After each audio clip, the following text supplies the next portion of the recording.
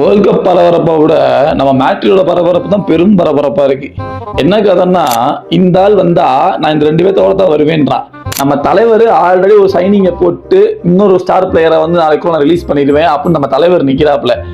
இதெல்லாம் என்ன கதைன்னு தெரிஞ்சுக்கிறதுக்கு முன்னாடி ஒரு ஃபுட்பாலர் வாழ்க்கையில என்ன பண்றான் அது தெரிஞ்சுக்கணும்னா இந்த ஐடியா இப்பவே ஒரு ஃபாலோ பண்ணி வச்சுக்கோங்க.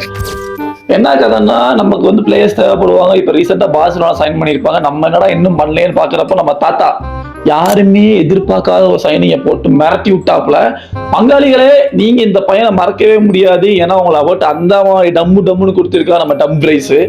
ரைட் பேக் தான், ஆனா மேல போய் பைசைக்கிள் அடிப்பான், சைட்ல போய் அசிஸ்ட் போடுவான், வந்து முட்டுவான், எல்லாத்துலயும் பெர்ஃபெக்டா இருக்கான்.